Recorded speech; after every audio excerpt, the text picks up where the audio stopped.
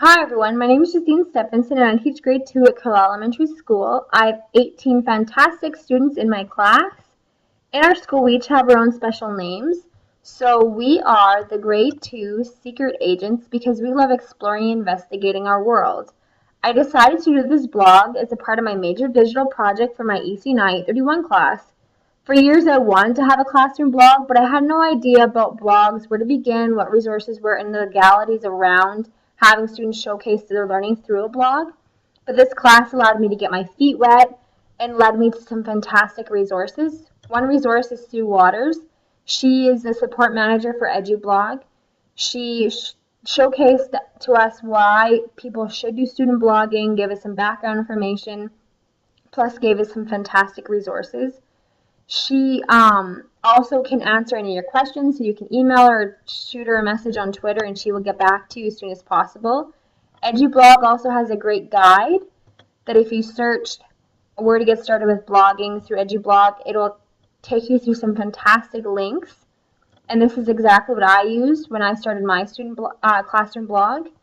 So it's, for example, if you clicked on set up your own classroom blog, it'll take you to this page and we'll give you some background information, what you should do, a video about what a blog is. And my favorite part was that they gave examples of classroom blogs. So I was able to see how a kindergarten teacher or how grade 1 or how other grade 2 teachers set up their classroom blogs.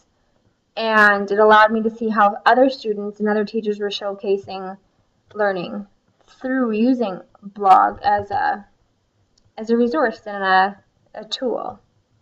As you can see along the side, I decided not to have my students' names a part of anything on our blog. I wanted to keep their identity safe. In our classroom, we line up in their secret agent orders and they use their numbers throughout the class and throughout our day. So I thought it would be a really neat idea of using their classroom secret agent numbers instead of their names. So if you clicked on any one of my students' links, it'll take you to their individual blog. I also created a few pages. So if you clicked on this one, it gives you some information about our class, about our school and our school division, and about myself. I also wanted to display what our guidelines are because I didn't want any of my parents to go on and click on their own child's blog and use their names in any comments, just to help keep their identity safe. And if anybody had any questions, they were allowed to contact me through this Contact Me page. And my favorite part about this is it allows people to ask me questions and it will send me an email without having to post my own email on my blog. So I thought that was fantastic. A major hook for my students was our One Clusters Maps widget. It allows us to check and see who's been looking at our blog, and it has allowed us to have some good conversations about mapping skills and where different places in the map are. As you can see, we right now have had quite a few visitors. So far, since October the 16th, we've had 151 visitors.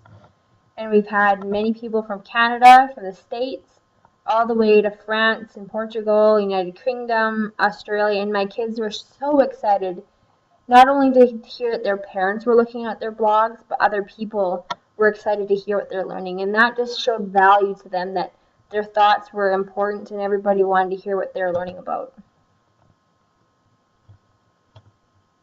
I'll give you a quick tour of our class.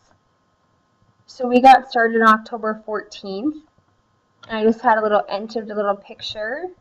Our very first time I had my students create their own comment on our blog was on the 17th. On October the 15th, my class was lucky to have 2 firefighters come to our school and have a little chat with us about fire safety. So I thought that was really important, and my kids really wanted to showcase what they learned. So they came onto the blog and had their very first comment ever. I thought them linking to a post that I created was a good first step.